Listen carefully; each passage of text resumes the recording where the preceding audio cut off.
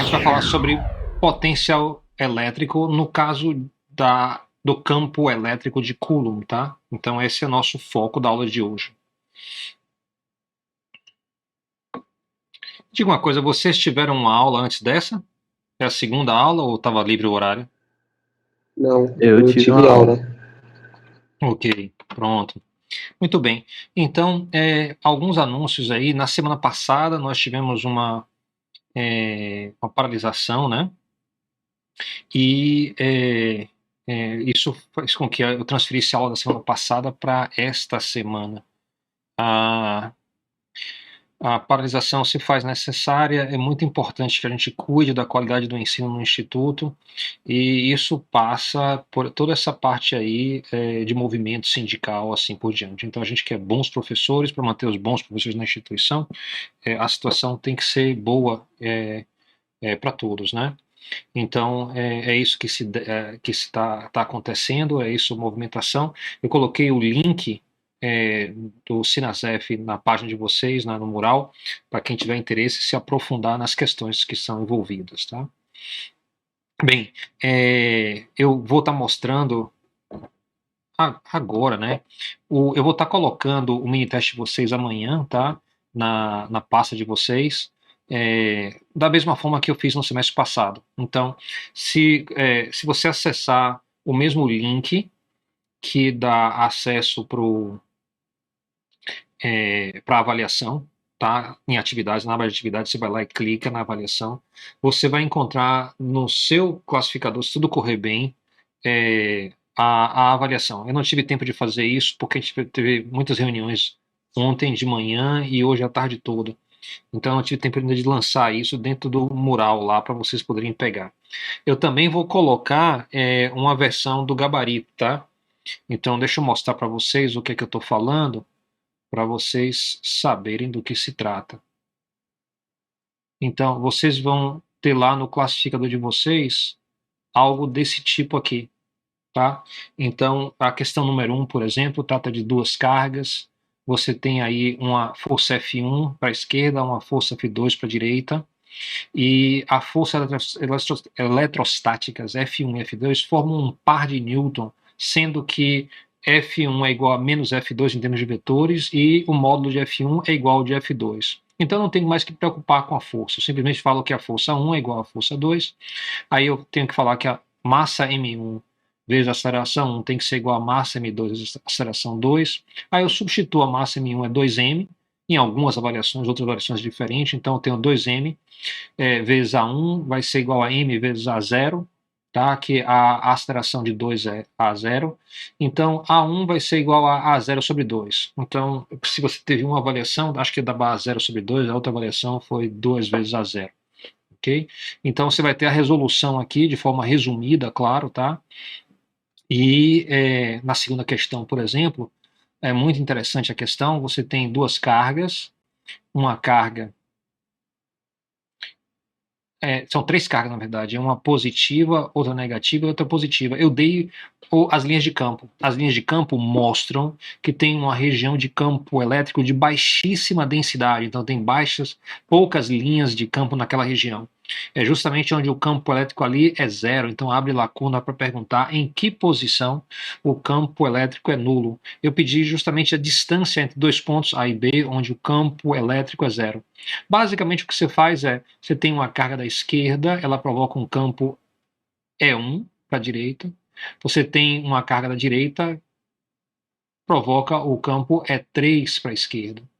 Então, se você soma esses dois campos elétricos, ele tem que ser igual à atração da carga do meio.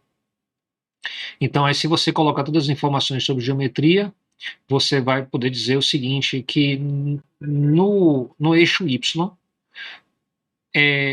a componente Y do campo E1 somada com a componente Y do campo E2 tem que ser igual à componente E3. Então, isso aqui vai me dar, então, o resultado nulo. Então, eu afirmo bem aqui à direita, né? E1 mais E2 mais E3 é igual a zero. Em y, isso quer dizer que a componente y de 1 mais a componente y de 2 mais a componente y de 3 é igual a 0 somadas. Isso vai dar, então, 2 vezes 1 vezes o seno de θ, tá? Então, θ é aqui, eu quero a componente y, preciso do seno. Tem que ser igual ao campo é 3, já passei, é 3 para a direita. Aí você substitui, o E1 vai ser KQ sobre R1 ao quadrado. Seno de θ por esse triângulo aqui embaixo vai ser o lado oposto, que é L, sobre a hipotenusa, que é R1. Então, eu substituo aqui. E3 é KQ sobre L ao quadrado, que é a distância mais curta. E aí você corta, corta, corta, simplifica, e vai dar o seguinte, tira na raiz cúbica, que L sobre R1 vai ser igual a 1 sobre a raiz cúbica de 2. Ok?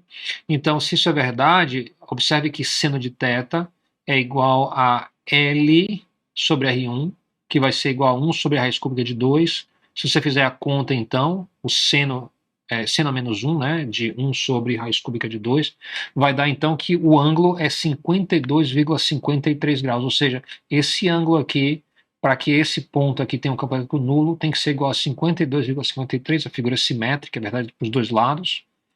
Note que a tangente de θ vai ser, o L sobre 4 centímetros, que é o afastamento de duas cargas consecutivas, né?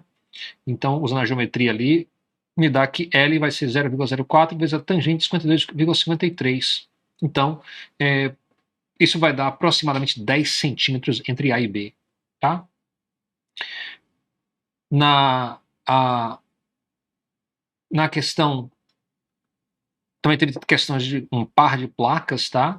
Onde foi dada informação sobre o tempo que leva para a placa atravessar. Se você lembra lá, o campo elétrico entre duas placas é um campo uniforme, isso quer dizer que a aceleração é a mesma, é constante. Isso quer dizer, então, que eu posso usar aquelas equações de quando a aceleração é constante. Então, ΔX igual a V0x vezes t, mais 1 meio de AXT ao quadrado. Essa é uma equação bem conhecida lá da cinemática.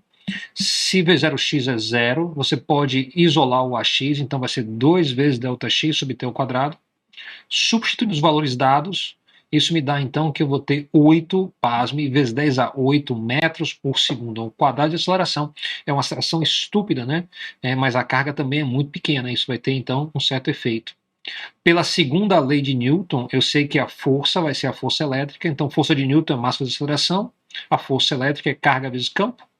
Então eu posso dizer que o campo vai ser a massa sobre a carga vezes a aceleração, que eu já calculei aqui em cima. Eu tenho a massa do próton, tenho a carga do próton, tenho então o campo elétrico. Substituindo, então vai me dar que o campo elétrico aqui nessa região vai ser por volta de 8,36 volts por metro, depende da sua avaliação, pode ter sido um pouco a mais, um pouco a menos, mas dá um valor bem razoável de volts por metro. É um campo elétrico razoavelmente fraco. E aí perde-se a velocidade final, então eu sei que velocidade final é igual a velocidade inicial mais a aceleração vezes o tempo. A velocidade inicial é zero, isso é dado na questão. A aceleração foi 8 vezes 10 oitava, e o tempo foi 10 microsegundos, né? Substituindo e multiplicando vai dar 8 vezes 10 a terceira metros por segundo. E para a penúltima questão, eu tenho o seguinte, ache o campo elétrico no centro quadrado. Isso é muito legal porque se tem um positivo e um negativo, isso quer dizer então que as duas empurram para o mesmo lado. Então, os dois pares de positivo e negativo formam dois vetores, os dois vetores estão a 90 graus. É fácil calcular o módulo de um desses e multiplicar por 2, foi o que eu fiz aqui. Então, E1 vai ser igual a 2 vezes K vezes Q dividido por R1 ao quadrado. R1 é justamente a distância aqui, tá? A distância é conhecida porque a lateral do quadrado é 5 centímetros, então R1 vai ter que ser igual a raiz de 2 sobre 2 vezes 5 centímetros. Substituindo tudo isso aqui vai dar 7,2 vezes 10 a quarta newton por coulomb, que é um campo razoável, né, 10 a quarta, da ordem que a gente tem estudado. E isso é para o campo E1. Como eu quero o campo resultante, então aqui, ó, se os dois estão 90 graus, eu quero a hipotenusa aqui desse triângulo, ou então a diagonal do quadrado, que é melhor, né? A diagonal vai ser raiz de 2 vezes a lateral. Então, eu multiplico o resultado de 7,2 vezes 10 a quarta por raiz de 2 e eu tenho meu resultado aí 1,02 vezes 10 a quinta newtons por coulomb. E aí, por último, pede-se a força sobre uma carga teste colocada ali. Ótimo, eu tenho o campo. eu tenho o valor da carga, multiplico pelo outro e tenho a força, né, na mesma direção, em sentido do campo elétrico. E a última questão, a mais interessante, eu coloquei uma questão que tinha um enunciado, tinha inclusive a resposta foi dada, né? Então o que eu queria é que você verificasse que aquilo é verdadeiro. Então você tem que fazer aquela conta para descobrir se a distância de fato confirmar que a distância é 10 centímetros ou não é 10 centímetros. Você tem uma haste e você tem um fio e uma bolinha presa no ponto do fio. A haste está imantada, né, tem um campo elétrico, tem uma carga elétrica, então tem um campo elétrico, e a bolinha também sofre uma repulsão. Então, aquele mesmo esquema que a gente usou para uma questão muito parecida dessa feita em sala de aula, você tem lá uma bolinha pendurada, tá? Forma um certo ângulo θ. Então, eu vou dizer que aqui L é 1 metro, foi dado pela questão, eu quero o valor de x, que é justamente o cateto oposto a θ. E eu sei que a força elétrica e a força peso somadas, elas fazem também um triângulo, né? Igualzinho, similar a esse triângulo de cá. É aí que a gente pode dizer, então, que seno de θ é igual a, usando o triângulo superior, x sobre L, e a tangente de θ vai ser força elétrica sobre força peso. Então, muito bem, na questão se diz que seno de θ é aproximadamente tangente de θ, é por isso que eu dei a resposta, porque você tem que saber se o x é pequeno em relação a L ou não é. Né? Então, ali está dado para mostrar que é pequeno, então isso quer dizer que você pode usar a aproximação de seno de θ e tangente de θ, você substitui os valores aqui lado esquerdo e lado direito, simplifica, substitui os números, e aí tira a resposta. A resposta vai dar 0,0995 metros, que arredondado dá justamente 0,1 que foi dado na questão. Ok? Então, essas são as 5 questões. Muitos de vocês, conforme a instrução, fizeram, né, ou 5 questões, ou então um número próximo de 5, para eu estar escolhendo, então, as 4 melhores. Então, as 4 melhores notas formam a nota de vocês. Então, quer dizer que a nota mais baixa eu estou descartando. Ok. Professor, o senhor gravou essa explicação? É o quê? O senhor gravou essa explicação junto com a Eu gravei, e eu sei que eu passei rápido pela gravação, mas é porque eu estou postando o documento para vocês. Então vocês vão ter o documento lá, e o documento ele é autoexplicativo. Eu só queria repassar com vocês, porque aí quebra o gelo, fica mais fácil de entender o documento. Ok? Mas está gravado aqui e vai rolar lá na videoaula. Muito bem. Porque assim, eu achei um pouco até necessário, porque diferente do semestre passado, esse mini teste eu achei ele bem mais complexo. Eu percebi isso, foi a turma em geral, teve vamos dizer assim, esse baque, né, digamos assim. O mini teste em si, ele não é tão mais complexo, porque o assunto é bem menos familiar, pelo menos essa é a minha opinião, vocês podem até confirmar ou não depois. A gente está muito acostumado no ensino médio, campo elétrico é o campo de Coulomb, e aí vamos lá fazer campo de Coulomb. E, na verdade, o campo de Coulomb é apenas um dos campos, né, que são os interessantes. A gente precisa de pelo menos 3 ou 4 campos elétricos que vão ser a base das aplicações tecnológicas para a gente. Então, a gente tem que cobrir esses campos e tem que ver como é que isso é feito. Então, o material, especialmente nesse começo, eu ando bem devagarzinho, se vocês perceberem, a gente vai completar 2 capítulos hoje. E a gente está quase no meio do curso, né? Então, isso é porque os capítulos são densos, tem muita coisa, e é necessário que você se debruce e tem que fazer a leitura. O que eu faço aqui em sala de aula, eu faço uma exposição na parte, lá quando você fala de cinemática, todo mundo conhece cinemática desde a infância, então tem uma familiaridade muito grande com cinemática, então podia ser até que alguém não lesse o capítulo e conseguisse passar e ir adiante, né? Aqui não é assim, a leitura do capítulo é obrigatória, então vocês têm que ter lido pelo menos 2 capítulos até agora. E aí tem que voltar a reassistir as aulas e refazer os exercícios. Eu estou tentando fazer exercícios que são mais próximos aos que eu faço em sala de aula, então eu tenho essa tentativa de sempre estar procurando coisas que eu já abordei em sala de aula para estar explorando. Lembrem que a gente está se aproximando da primeira avaliação. O nosso esquema para as próximas aulas é o seguinte: a gente vai ter aula de potencial elétrico hoje, a gente deve fechar potencial elétrico, a gente precisa de 1 ou 2 aulas de capacitância e aí a gente está pronto para a avaliação. Isso quer dizer que hoje é quarta-feira, sexta-feira eu já termino o potencial elétrico e já começo capacitância. Na próxima quarta-feira eu fecho capacitância e na sexta seguinte já é a nossa avaliação. A gente está um pouquinho fora de calendário porque teve essa paralisação e teve outros problemas aqui no semestre até agora. Então a gente não está exatamente igual, mas a gente está seguindo a ordem, né, do nosso plano de curso. São as datas que estão um pouquinho fora, mas está chegando bem no meio do curso, então esse é um momento muito especial aqui. A gente vai ter 4 aulas nessa semana, então a gente deve avançar bastante. Note então que para a primeira avaliação vocês devem ter lido o capítulo de força elétrica e campo elétrico, que no nosso livro Young and Friedman é um único capítulo, em outros livros ele pode ser desdobrado em 2. A parte de potencial elétrico, tá, que vai falar também sobre energia potencial. E, por último, o capítulo de capacitância. Capacitância já é a aplicação tecnológica. O que é muito bom para o meu aluno é que muitas vezes no ensino médio ele também viu capacitância com a mesma profundidade e o mesmo apego que o professor de lá tinha com a cinemática. Então, geralmente, o professor do ensino médio adora cinemática, adora capacitância, resistores em série em paralelo. Então, isso ajuda bastante aqui, porque nesse momento que a gente vai chegar próximo à avaliação, alguns de vocês podem até relembrar o assunto de capacitância lá do ensino médio. Perguntas, dúvidas? Acho que não. Ok, vamos adiante então. Aula de hoje, a gente continua aí, só vou fechar aquela questão que eu coloquei para vocês, tá? Aplicação campo elétrico uniforme. Depois, aplicação campo de Coulomb. Ok? Então a gente está vendo aí como é que aquele quadrado de relações impacta,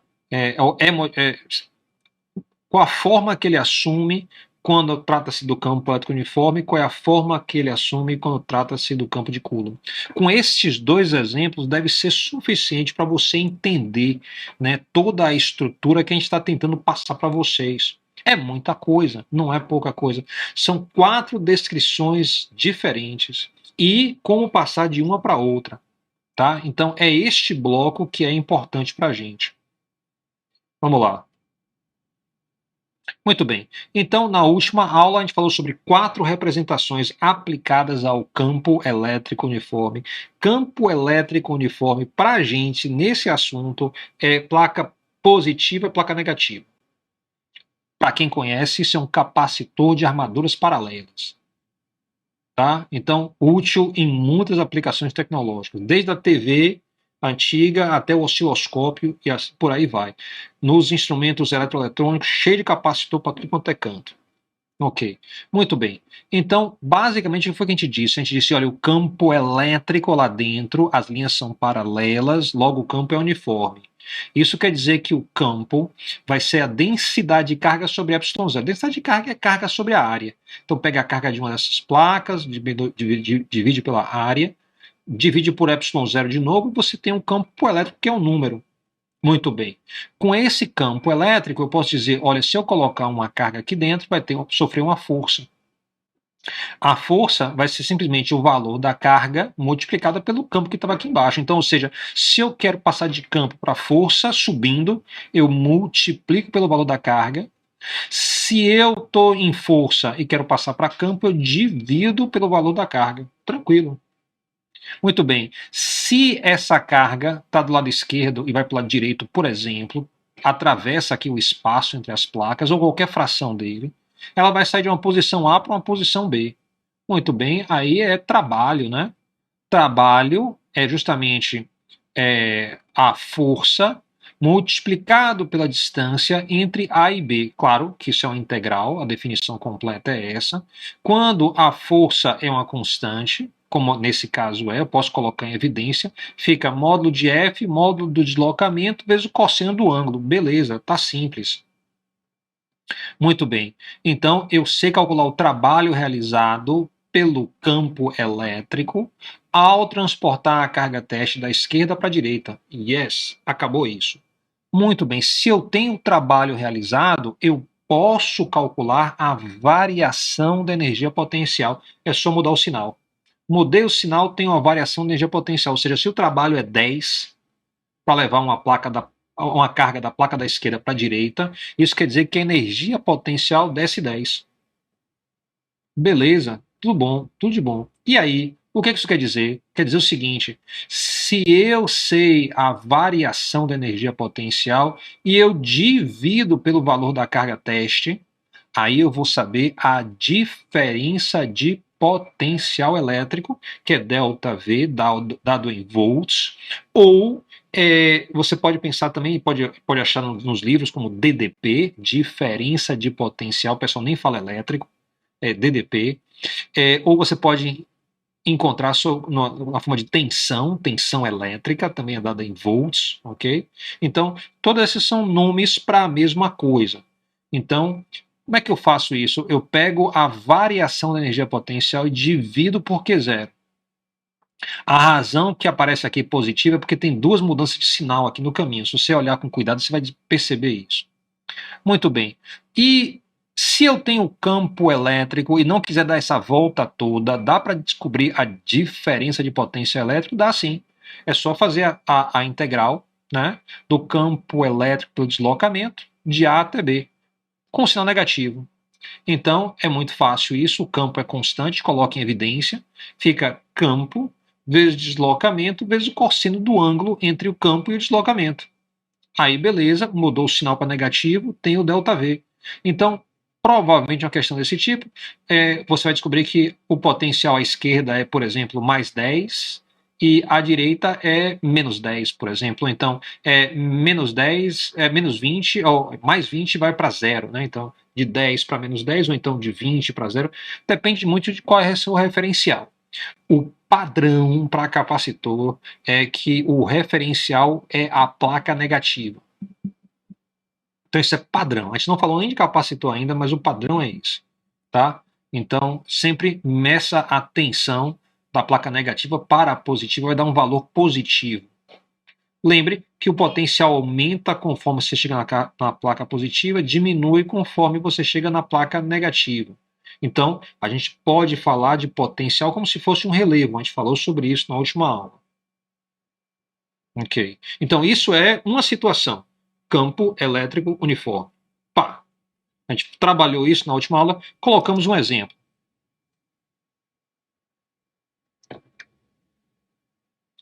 O exemplo é o seguinte. Eu comecei mostrando aqui uns raios, tá? E fiz várias questões. Tá aqui as questões. Considere um par de placas condutoras paralelas com um espaçamento de 2 centímetros entre elas. Está sempre implícito que ela é grande em relação à diferença, o espaçamento. Ou seja, o campo elétrico, de forma ideal, ele é uniforme dentro do capacitor. Para capacitor real, né, você vai chegando perto da borda, tem o que chama o efeito de borda. Okay? Então, nossos capacitores aqui sempre presumem que a distância, a separação entre as placas é pequena em relação ao tamanho da placa, sendo que cada uma tem uma área de 0,25 metros quadrados. Uma carga de 18 nanocoulombs é transferida da placa da esquerda para a placa da direita.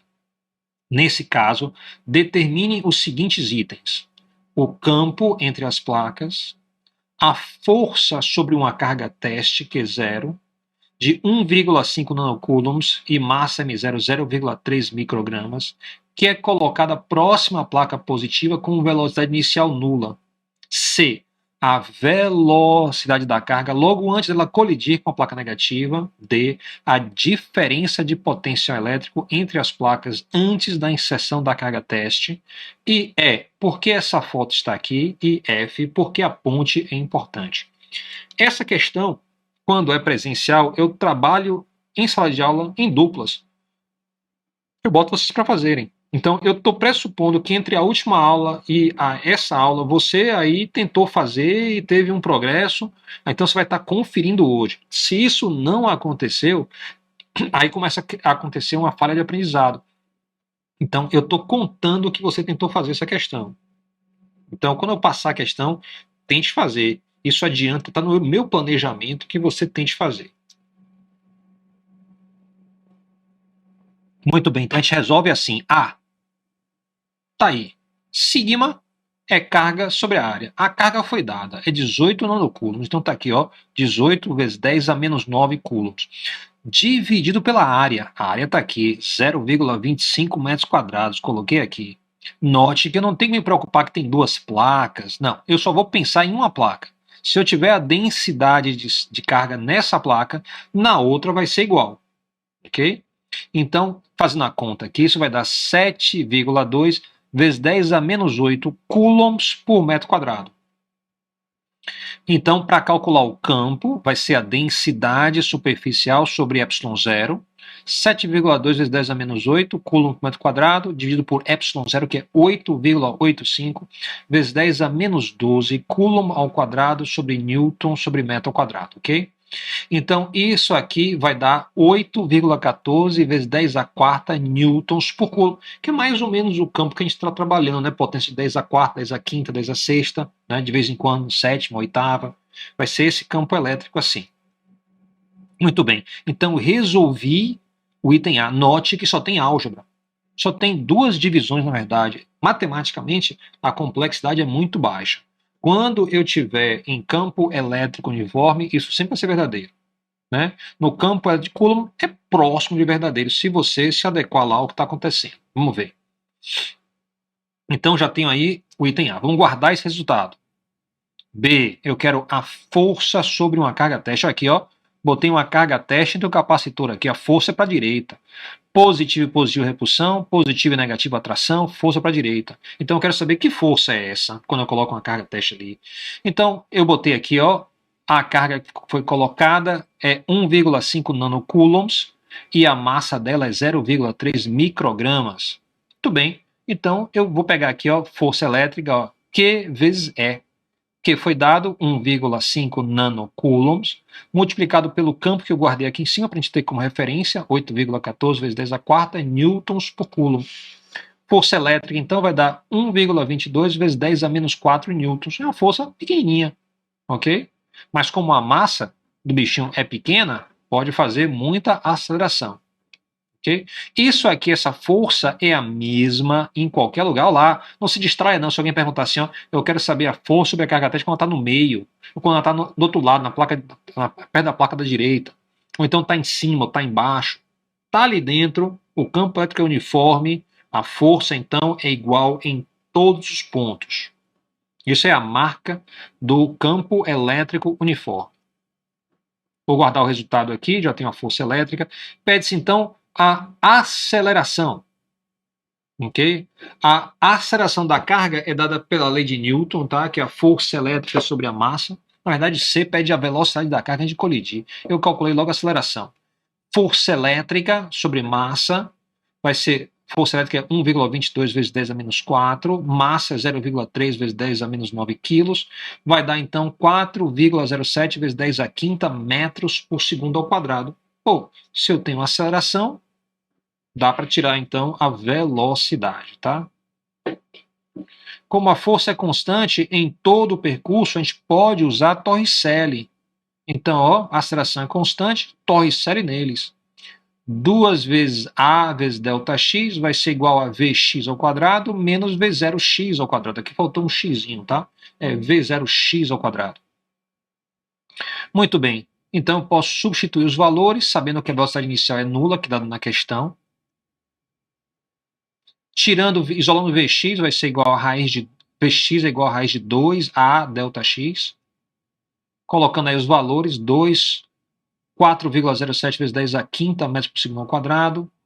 ΔX, 2 vezes 10 a menos 2 metros, ok? Tirando aí o valor, isso vai dar então 126 metros por segundo, que para um próprio... Peraí, professor, eu me perdi aí nessa parte da velocidade, você pode voltar? Delta Sim, X? sim. A velocidade eu tô tirando a partir de Torricelli, porque eu sei que a aceleração é constante. Já calculei, a aceleração está no bolso. Então, Torricelli me diz 2 vezes a aceleração vezes a distância percorrida, né, por essa partícula vai ser igual a velocidade final ao quadrado menos a velocidade inicial ao quadrado. Como a velocidade inicial é zero, só sobra isso aqui, ó. Aí você nota que Vx está ao quadrado, eu quero justamente Vx. Então eu tiro a raiz dos dois lados e inverto a equação. Vai me dar então que Vx é igual a raiz de 2 vezes a aceleração vezes o deslocamento. Aí eu já tenho toda essa informação aqui da questão, né? A aceleração está aqui à direita. Δx é a distância entre as placas, que está no enunciado, foi 2 centímetros. Aí eu substituo, tiro a raiz e eu descubro então que a velocidade, quando essa carga estiver chegando na placa negativa, mas é quase colidindo mesmo, a velocidade vai ser 125 metros por segundo. Ok? Então note aí que eu voltei lá para a Torricelli, ou seja, eu preciso de física 1 para fazer física 2? Precisa. Então é uma coisa, eu posso dizer assim, olha, você pode fazer termodinâmica sem nunca ter visto física 1. Não é recomendado, mas pode. Mas fazer física 2 sem ver física 1 não dá, porque é toda construída em cima da física 1. Então a gente precisa dos resultados de lá. Então, coisa como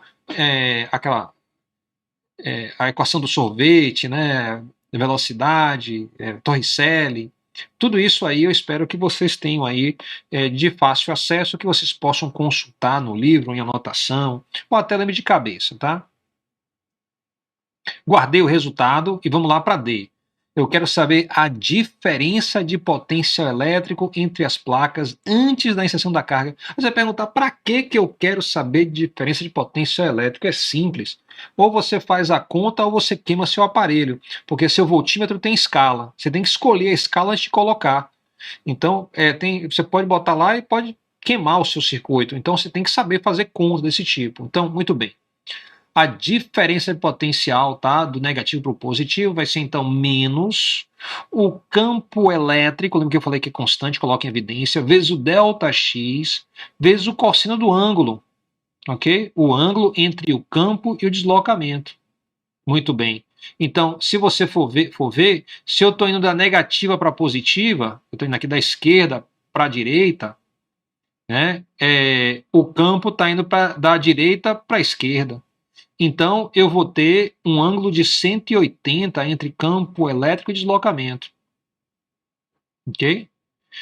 Fazendo a conta aqui, eu vou ter então que do negativo para o positivo, lembre, por que você escolheu do negativo para o positivo? Não é que eu falei para você que para capacitor, a gente toma como referencial a placa negativa. Então, é sempre bom eu saber a diferença potencial do negativo para o positivo. Vai dar um valor positivo. Deu positivo? Deu. Tá aqui. Por quê? Porque tem esse negativo aqui. Então, isso vem da equação, lá daquele quadradão, tá?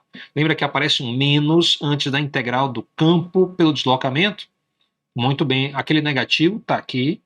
Junto com o negativo do cosseno vira positivo. Ou seja, muita gente pergunta, para que tem esse negativo aqui nessa equação? Para o seguinte, você quer que, por convenção, o potencial elétrico seja maior, mais alto, perto de carga positiva. Ia ser muito esquisito se alguém dissesse lá, olha, o potencial é mais alto perto da carga negativa. Isso ia criar confusão na cabeça. Então, a gente escolheu o potencial de tal forma que a gente sempre pensa assim, perto de carga positiva, potencial elétrico mais alto. Perto de carga negativa, potencial elétrico mais baixo. Ok? Então isso aí dá uma tranquilidade aí, o sinal está correto. Se eu quisesse no sentido oposto, do positivo para o negativo, o que é que muda? O sinal. Então, no voltímetro, se você bota as pontas de prova de um jeito, dá um valor, que pode ser positivo ou negativo. Mas se você trocar as pontas de prova na mesma posição, vai só inverter o sinal da medida. Só faz isso. Ah, eu errei sinal. Olha, bom senso resolve. Então, se você olha essa situação aqui, se você lembrar do que a gente falou, que é mais alto perto do positivo, mais baixo perto do negativo, então se você fizer a conta do negativo para o positivo, tem que dar positivo. Se você fizer a conta do positivo para o negativo, tem que dar negativo. Ok? Então, bom senso, em 90% das vezes, resolve questão de sinal. Muito bem. Agora o E e o F. Por que essa foto está aqui? Professor, Oi, pode falar. é só o 180 que eu fiquei na dúvida do grau. Ah, tá. É porque eu escolhi assim, então, ó, vamos voltar aqui a conta. Olha o que acontece. Tomando como referência a placa negativa, nós temos, ou seja, eu estou saindo do negativo para o positivo. A simbologia está explícita aqui, ΔV, menos vem primeiro, mais depois. Então, do negativo para o positivo. Muito bem. A expressão padrão para qualquer situação é menos o campo elétrico, vezes o deslocamento, vezes o cosseno do ângulo. Agora, vamos ver aqui. Se eu estou indo daqui dessa placa para a placa de cá, eu estou me deslocando para a esquerda, concorda? Sim. Ok. E veja que as linhas de campo, elas estão para a direita, concorda?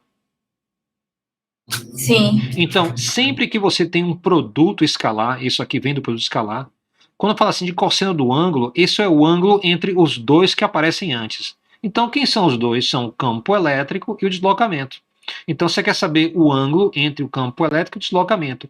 Um está para a esquerda, o outro está para a direita, 180 graus. Aí o cosseno de 180 vai dar menos 1, corta com o de cá, a medida fica positivo como esperado. Então, a convenção, ó, funcionou. Ok. Muito bem, então E e F, por que essa foto está aqui? Por que, que a ponte é importante? Vamos dar uma olhada nisso. Primeiro, olha o capacitor aí, ó. Ou seja, eu fiz a superposição do capacitor naquele cenário deslumbrante que eu mostrei na fotografia. Isso mostra, então, que a superfície tá, desse mar aqui, né? Funciona como uma placa e as nuvens como a outra placa. Então, isso quer dizer que as linhas de campo, né, saem da placa, né, positiva para a placa negativa. Então, você tem um campo elétrico aqui nessa região toda apontando para baixo. Isso antes da descarga do campo elétrico, ou a descarga do raio. Então, existia nessa região um campo elétrico intenso apontando, por exemplo, para baixo. Se você pensa na placa de baixo aqui, então, se eu ampliar aqui um pedaço, você vai ter o seguinte.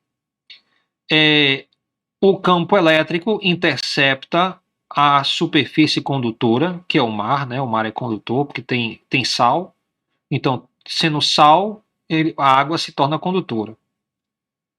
Então, você tem aqui as cargas, tá? Se espalham para a direita e para a esquerda, ocupando toda a superfície, tal que o campo elétrico fica todo uniforme. Note aqui, qualquer uma dessas cargas, ela está sendo empurrada para a esquerda por um bocado de carga que está à direita, e ela está sendo empurrada para a direita por um bocado de carga que está à esquerda. Eu mostrei só um pedacinho, isso aqui é muito vasto.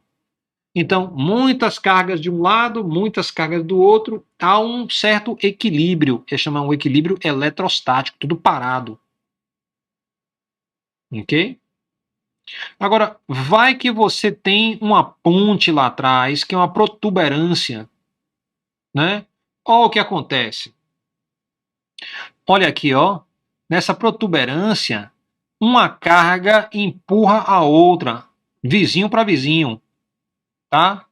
Nessa ponta aqui, você vai ver então o seguinte, ó. As cargas da esquerda estão empurrando para a direita e para cima. As cargas da direita estão empurrando para a esquerda e para cima. Isso quer dizer que se eu somar esses dois vetores, vai dar um vetor para cima. Então você tem um campo elétrico aqui, uma força, né, muito forte, né, sobre a carga negativa. Note aí que o campo está descendo, a carga negativa quer subir, porque a carga negativa sempre quer se movimentar em oposição ao campo elétrico, ou seja, ela sofre uma força para cima, ela está sendo atraída pela placa de cima. Então, note que há um desequilíbrio de forças. Isso vai fazer com que, ó, a carga seja, ó, liberada. Então, você vê aí o efeito das pontas. As pontas tendem a facilitar, né, o início da descarga elétrica. Nesses pontos que o campo elétrico vai ser mais intenso, que vai ser mais fácil de romper o que chama a rigidez dielétrica do ar. Ou seja, essas duas placas têm no seu meio aí ar. Então é o ar que está fazendo uma barreira aí entre o que está em cima e o que está embaixo. É este ar que vai ter suas propriedades elétricas, né, degradadas por esse campo elétrico intenso e vai acabar ionizando o ar. Claro que o processo do relâmpago em si é muito mais rico e complexo. Eu trouxe um videozinho aqui, ele não tem áudio, para vocês verem. Eu só vou passar os primeiros 5 minutos para você ver o que eu tenho aqui. Tenho descargas elétricas filmadas em uma câmera capaz de expor muitas chapas por fração de segundo, ou seja, é como se fosse a câmera lenta, mas lentíssima, para você poder ver o que de fato acontece. Vou mostrar aqui.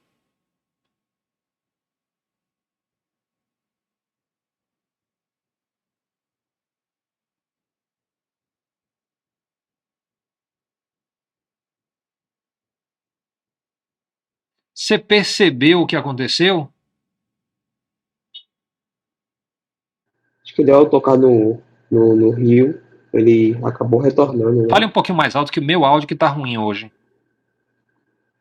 Acho que quando ele terminou de se dispersar, que ele chegou ao rio, a carga acabou voltando, não? Deixou uma outra Você carga. tem essa noção, acho que você está correto. Então, basicamente pode dizer o seguinte, olha, primeiro, isso aí não é conhecido há muito tempo, tem uns 10 ou 20 anos que a gente entende isso, que começam formando como se fosse dedos na parte superior.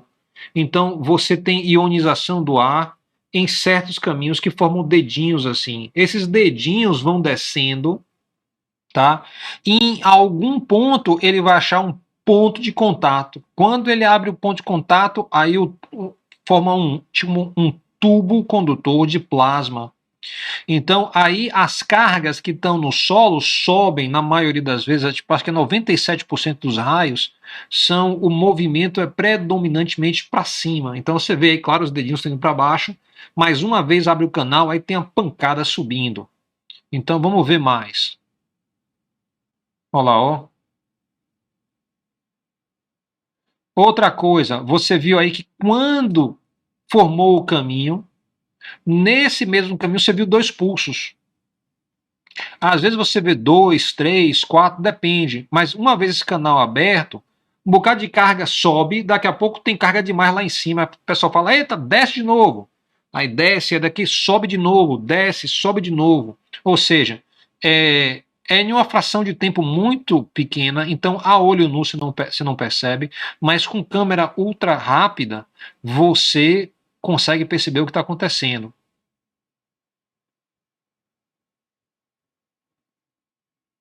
Aí você vê que abriu o tubo e ele fica um certo tempo, tem um decaimento, né? Ele brilha durante um tempo.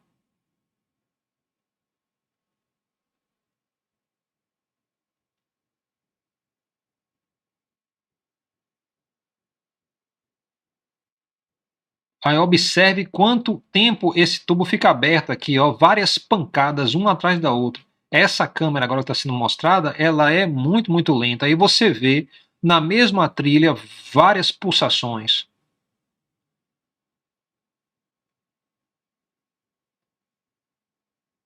E aí, para mostrar o efeito de pontas, você tem aqui um pequeno morro, tá vendo? E é justamente onde a descarga vai. Então você quer evitar lugar alto, tá? Protuberâncias, porque lá o campo elétrico vai ser mais intenso e o efeito das pontas vai operar facilitando a ejeção, né, de cargas elétricas naquela região. E uma vez começa, não tem volta. Agora, assistindo isso aqui, eu fiquei curioso de uma coisa. Sabe o que é? É esses vídeos aqui, você olha a vegetação e a vegetação está meio que estacionária. Você não vê muito vento, não. Aí eu fiquei intrigado. Eu tentei lembrar se às vezes que eu vi raio na minha vida, se tinha muito vento ou não tinha vento. Porque, claro, o vento, né, vai tender o que a deformar esse caminho aqui. Possivelmente, esse caminho todo torto aqui seja já mostrando que tem velocidades de vento a diferentes camadas, né? Então, eu estou chutando isso, não sei por fato não. Aí, claro, você está vendo aí na tela agora entrando em escuro o símbolo do Batman. Ok, então tem muito mais coisa aí que você pode assistir, tá? O link está embaixo. Depois, se quiser assistir com paciência, você pode. Tem outros vídeos maravilhosos também com áudio, né? E aí tem toda a pancada, tal. Isso aqui é estudo científico. Muito bem. Professor, nesse Diga. caso aí, Sim. nesse caso aí, é um raio só ou são vários raios? Eu É pergunto isso. porque O que era você lento. viu foi o seguinte: vários dedinhos se abrem, eles vão procurando um contato com o solo.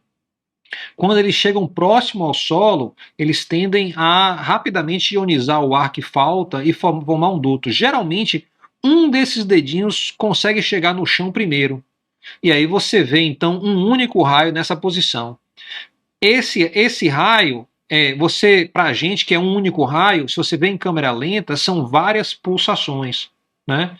Mas é em uma fração de segundo tão pequena que você não fala que isso é um raio independente, é o mesmo raio, mas com várias pulsações.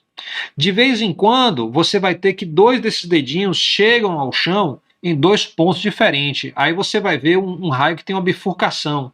Isso acontece lá em cima nas nuvens, acontece aqui embaixo no chão também. Então, isso é muito interessante. Tem muito mais coisas sobre esses raios, coisas interessantíssimas. Vale a pena, se você tiver interesse, olhar no YouTube. Eles têm vários exemplos muito bons. Muito bem.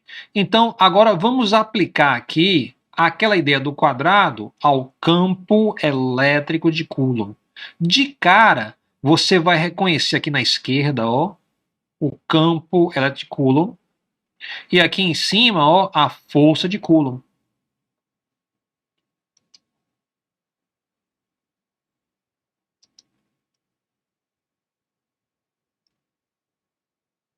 Espera aí, deixa eu voltar aqui. Vou fazer uma modificação aqui rapidinho.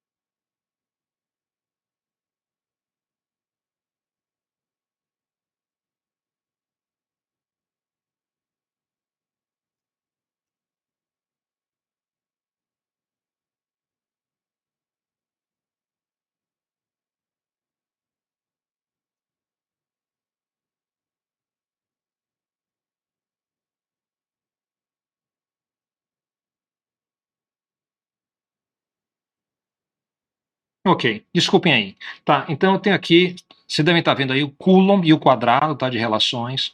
O quadro de relações eu falo de força, né, campo, variação de energia e variação de potencial. Onde a gente sabe que o que liga a descrição de força à descrição de variação de energia potencial é justamente o conceito do trabalho. Eu proponho aqui aplicar a situação de Coulomb. Então, eu vou fazer em detalhe, mostrando o que é que vai em cada um dos cantinhos aqui. Muito bem. Então, começamos aqui com o campo elétrico de uma única carga-fonte. A gente chama esse campo do campo de Coulomb. É esse campo que vai no canto inferior esquerdo. Tá aí. Lembre que resolver uma questão da eletrostática é você saber ir de um para outro aqui nas descrições. Geralmente é isso. Muito bem, então eu já tenho aqui o canto esquerdo. Eu quero então saber o que é que vai aqui no canto de cima. Para fazer isso, eu vou colocar uma carga teste na descrição. Então, botei uma carga teste bem aqui perto da carga elétrica fonte. Então, ela sofre uma força. Essa força, a gente sabe, é justamente a força, vai ser igual a carga multiplicada pelo campo elétrico, tudo em módulo aqui. Então, o módulo campo elétrico aqui embaixo, eu posso substituir. Se eu substituo, vai dar então K, Q0, Q maiúsculo sobre R ao quadrado, que é o que a gente chama de força de Coulomb. É isso aqui que vai aqui no quadrado, na nuvem superior, tá certo? Da esquerda. Bem, agora eu preciso pegar a carga teste e realizar trabalhos sobre ela para entender a variação da energia potencial. Então, o que é realizar trabalho? Eu botei a carga teste aqui, perto da carga fonte, ela está na posição A, eu quero levar para a posição B. Então, se eu fizer isso, eu vou estar justamente fazendo essa conta aqui. O trabalho de A até B vai ser a integral de A até B da força escalar o deslocamento. Então, produto escalar sempre é módulo de um, módulo de outro, cosseno do ângulo entre as duas. Note que a força está para a direita e o deslocamento é para a direita. Então, eu vou ter o seguinte, ó, módulo do primeiro, módulo do segundo, cosseno do ângulo entre os dois. Como a força está para a direita, porque é repulsão, né? E o deslocamento vai de A até B, o deslocamento também é para a direita, isso quer dizer que o ângulo, nesse caso, é zero. Eu também estou adotando o seguinte, ó, a origem no centro da carga-fonte. Então, eu posso dizer que o L é a mesma coisa que o R, tá? Então, eu posso alternar entre um e outro. A força está aqui em cima, é K, Q0, Q sobre R ao quadrado. Então, eu substituí aqui. O meu DL, como eu falei para vocês, se o R é igual a L, então DR é igual a DL. Então, do DL, eu passei para o meu DR. E o cosseno de zero é 1, então isso aqui sumiu. Note que nesse integral, K é constante, Q0 é constante e Q é constante. Eu posso colocar tudo isso em evidência. Então, note aí, eu estou indo de A para B. A força entre uma posição e outra vai mudando, não fica igual. Ela muda de tamanho. É por isso que eu não posso colocar em evidência.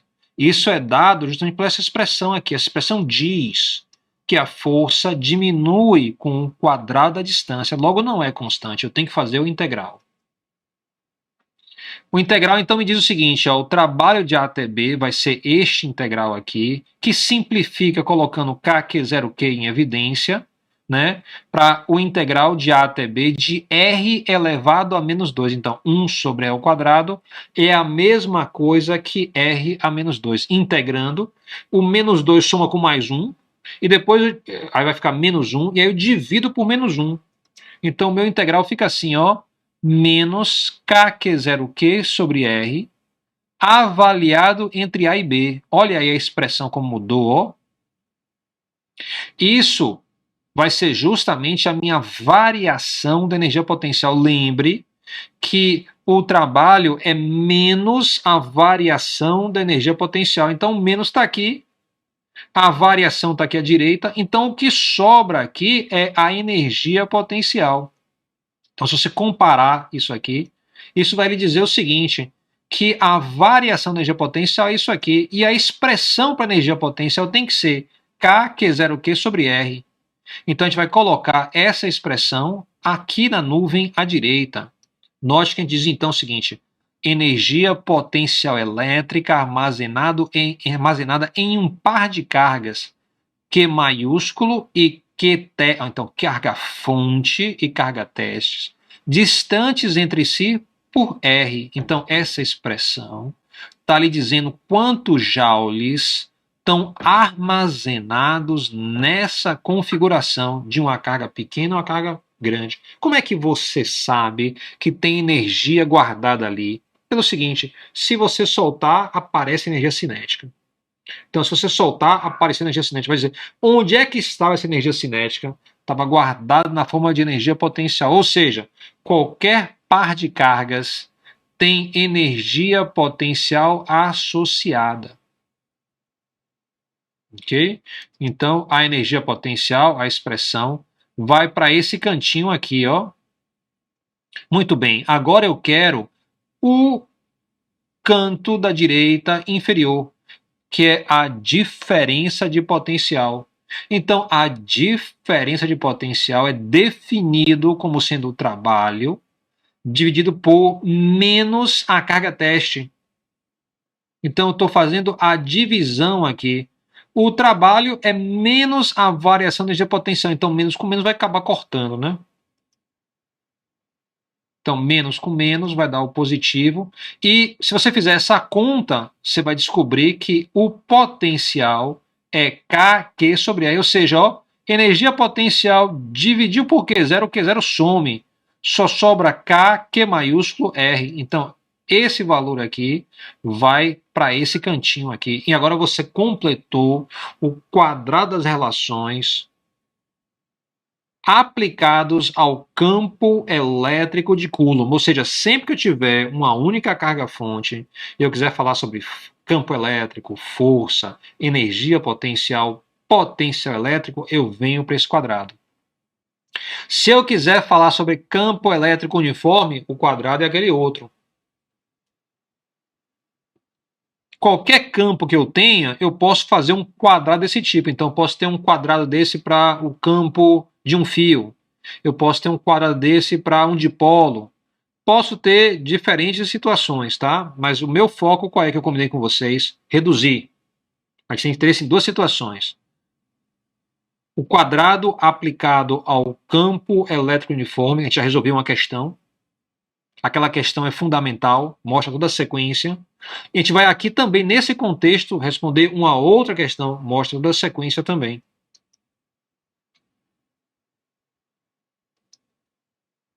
Muito bem, algumas observações.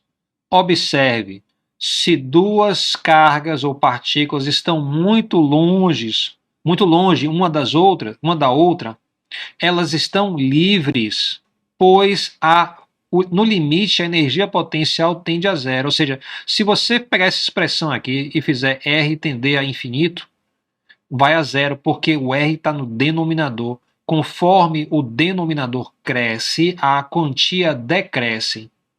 Ok?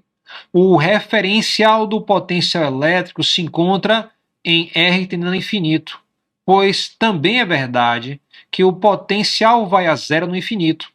Então, essa expressão, da mesma forma, conforme R cresce, o potencial vai a zero. Ou seja, quando a gente fala do campo de Coulomb, o nosso referencial é lá no infinito. Isso é diferente, né? Especialmente porque a gente não estudou gravitação universal lá na mecânica. Então, é a primeira vez que a gente encontra isso. Lembre que para duas placas, a gente falou o referencial qual é? A placa negativa. Isso quer dizer que eu não vou fazer medida com voltímetro. Eu boto a ponta de prova com, tá, na placa negativa e uso a outra ponta de prova na outra placa. E aqui quer dizer o quê? Quando eu for medir tensão próximo a uma carga esférica, tá? Eu vou colocar a ponta de prova com bem longe, o mais longe que eu puder, e aí vou trazer a outra. Bem longe também é sinônimo de aterramento. Então, eu vou procurar um aterramento no meu laboratório para usar lá como se fosse R tendendo a infinito. Funciona também. Então, eu vou usar isso como potencial nulo. Tá? Então, o potencial de referência ocorre em R tendendo a infinito. O potencial de uma carga positiva é positivo. Então, por isso eu botei mais e menos aqui, ó. Apareceu mais e menos. O potencial de uma carga elétrica é positivo, o potencial de uma carga elétrica negativa é negativo. Então, à esquerda, lembre que quando a gente definiu o símbolo carga-fonte, carga-teste, a gente falou os dois são positivos. À direita, tá? Então, note que entra o positivo e o negativo. Na expressão da energia potencial e na tensão. Então, tem que ficar muito atento a isso.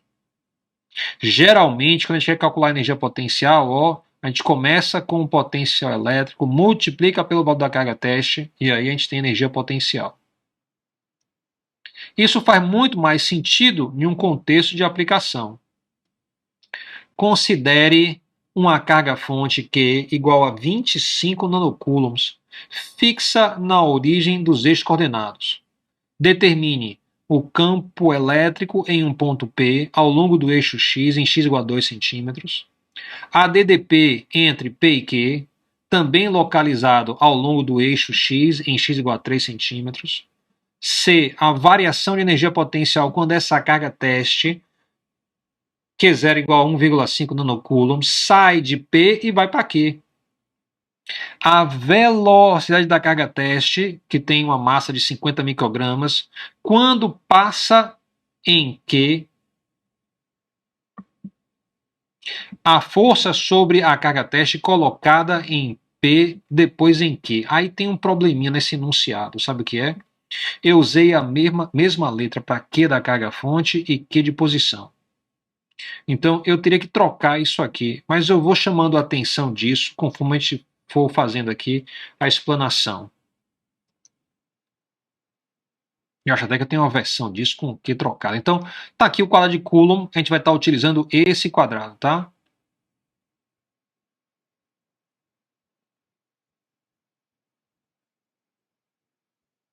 Aqui está a versão corrigida, tá? Então, muito bem. A versão corrigida, então, está me dizendo dos pontos P e S. Tem um desenho aqui legal para a gente estar vendo. Então, tem uma carga-fonte aqui. Tem o ponto P aqui e o ponto S aqui. O ponto P está a 2 centímetros da carga-fonte. O ponto S está a 3 centímetros, tá? Então, eu vou pegar e fazer essa resolução aqui. Primeira coisa, eu quero saber o campo elétrico em P ao longo do eixo X em x igual a 2 centímetros. Está aqui Q, está aqui o campo em P.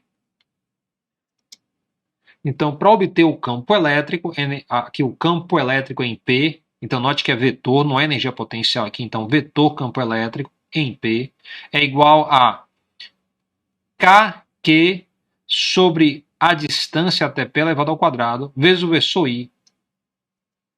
O mais aqui está para definir o sentido, o campo elétrico é repulsivo, é para a direita. Colocando os valores aqui, então tirando o enunciado, colocando aqui, eu vou ter então meu campo elétrico, tá? Vai ser então 5,62 vezes 10 a quinta. E da agora em diante você pode usar ou Newton por Coulomb ou Volt por metro. Então Newton por Coulomb, tá? É igual a Volt por metro. Você pode fazer a conta e mostrar isso, ok? Então, note que isso quer dizer um campo elétrico que aponta para a direita e tem esse valor. Se eu calculasse o campo elétrico em S, ia dar outro valor, porque a distância é maior. Em vez de usar 2 aqui, eu usaria 3. Então, ficaria um campo elétrico menor em módulo. Ok? Então, isso aqui está me mostrando que o campo elétrico muda de acordo com a posição. Isso quer dizer que se eu for calcular qualquer coisa para essa situação, eu tenho que levar em conta que o campo não é constante. O campo vai mudando de posição para posição. O item B, pede-se a diferença de potencial elétrico entre P e S. Então a gente quer fazer justamente essa conta aqui. Muito bem. Potencial elétrico a gente já adiantou no quadrado. Então a gente sabe que o potencial elétrico é igual a mais, porque a carga-fonte é positiva, K vezes a carga-fonte sobre a distância da carga-fonte até o ponto P.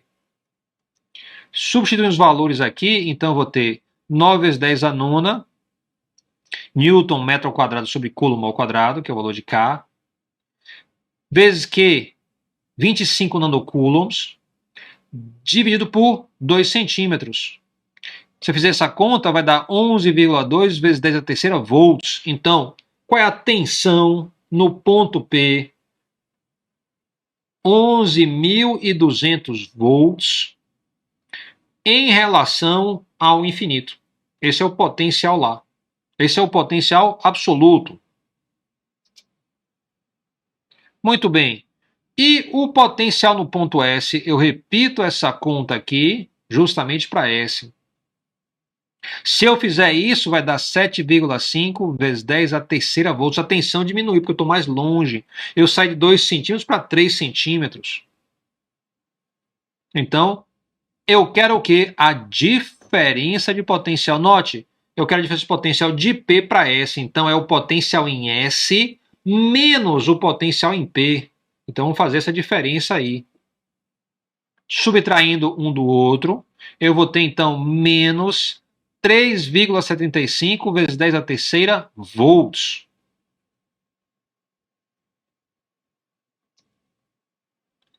Explique por que a DDP, tá? A diferença de potencial elétrico é negativa nesse caso. Por que que deu negativo essa diferença de potencial elétrico?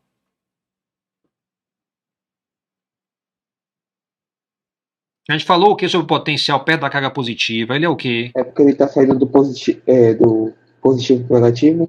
Eu Ou é do estou negativo saindo para do positivo e descendo, indo embora do positivo. Então o potencial é mais alto perto do positivo e eu estou me distanciando do positivo. Eu não estou indo para o negativo porque a gente está indo para potencial nulo no infinito, né?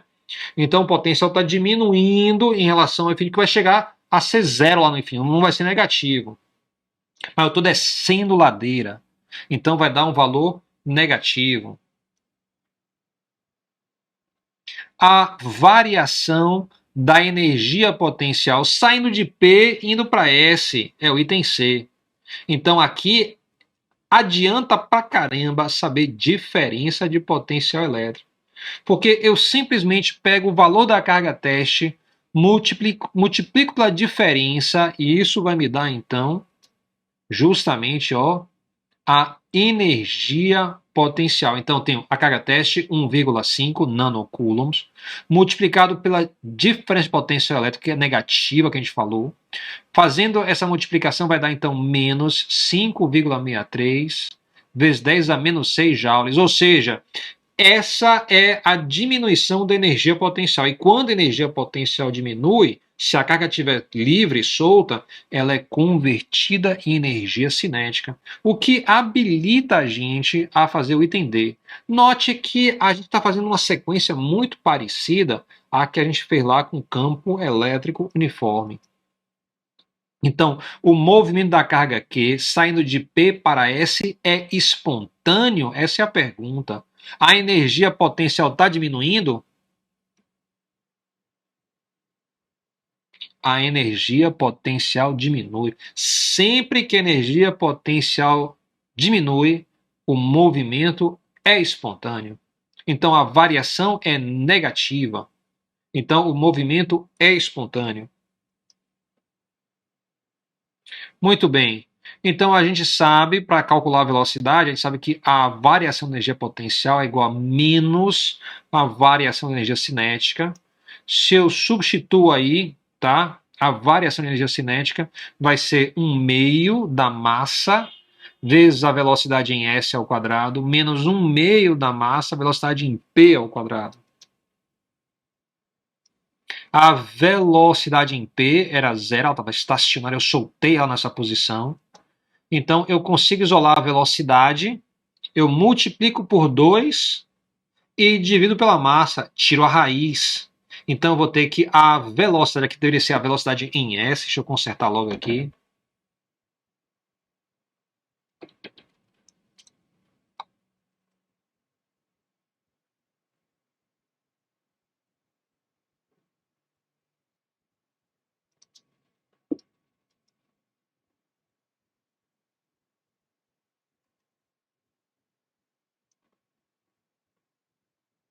Então, fazendo a conta, a velocidade, quando ela chega em S, já é de 225 metros por segundo. Guarda esse valor. E em P, aí pede aqui, ó, a força sobre a carga teste colocada em P e depois em S, em cada um dos pontos. Como é que fica a força? Então, eu sei que força é igual a carga vezes campo elétrico. Então, eu pego o campo elétrico avaliado em P. Eu já tenho esse valor, está aqui em cima. Coloco aqui. Faço a conta. Depois, eu faço a mesma coisa para o campo elétrico em S. Então, eu calculei o campo elétrico em S. Ele é menor. Dá 2,5 vezes 10 a quinta volts por metro. Eu calculei da mesma forma que eu calculei aqui em cima, mas só aplicado a uma distância de 3 centímetros. E eu tenho, então, as duas forças aí. É só calcular os números que você vai ter o resultado. A força sobre a carga Q é constante? Não pode ser, né? Você está aqui, ó. Isso vai dar uma força maior do que a força aqui embaixo. O que mudaria nessa questão se a carga Q, em vez de dar uma carga teste, eu usasse uma carga negativa de menos 1,5 nanocoulombs? Isso, então, é para você estar fazendo, tá? Para que você faça aí essa situação. Muito bem. Então, o que acontece a partir daqui? Então, eu sei o quadrado para a situação de Coulomb. Mas a gente viu que se você tem várias cargas, é possível usar o princípio da superposição. Então, a gente vai falar aqui um pouquinho sobre o potencial de várias cargas elétricas. Então, eu coloquei a situação onde você tem duas cargas elétricas, uma positiva e uma negativa. Então, o potencial elétrico de um dipolo, tá, vai ser o potencial elétrico é igual ao potencial elétrico da carga positiva somado com o potencial elétrico da carga negativa. Então, é só somar os dois que eu vou ter o potencial elétrico em cada ponto. Então, eu fiz isso, está aqui a minha resposta, daqui à direita. Eu tenho duas cargas elétricas aqui, e o que você está vendo aqui, a superfície é do potencial elétrico. Essas linhas que você está vendo aqui são as linhas equipotenciais, tá? Então, deixa eu mostrar para vocês, ó. Onde é que está a carga positiva, onde o potencial é mais alto? Onde é que está a carga negativa, onde o potencial é mais baixo? Como é que se dá se eu botar uma terceira carga aqui nessa região? A carga, se eu botar uma carga aqui, ela vai descer e vir para cá para dentro, ó. Se ela for uma carga positiva, ela desce a ladeira aqui, ó. Então isso aqui é como se fosse uma ladeira, uma superfície de montanhas, onde para você entender o que acontece quando você coloca uma carga teste próximo a uma carga positiva negativa, você vai usar isso aqui como suporte. Você vai entender que a carga desce ladeira conforme fosse uma ladeira de uma superfície mesmo, um morro e um vale. Okay? E se tivesse uma bolinha que rola ladeira abaixo. Então isso é muito útil para você entender potencial elétrico. O potencial elétrico é mais alto perto do positivo, mais baixo perto do negativo. O potencial elétrico pode ser imaginado como se fosse uma montanha russa. Conforme você desce no potencial elétrico, a energia cinética da sua carga vai aumentando, ok? Então, você pode imaginar toda a situação. Está aqui colocado. Então, isso aqui simplesmente é o gráfico de V+, mais V-, onde V+, é aqui embaixo, ó, mais KQ sobre R, e V- é igual a menos KQ sobre R, colocado aqui para essa situação, a partir de cada uma das cargas. Então, claro, você tem que fazer no denominador RA menos RB, desculpe, R menos RA, e no outro R menos RB. Bem, Mas dá para fazer aí tranquilamente.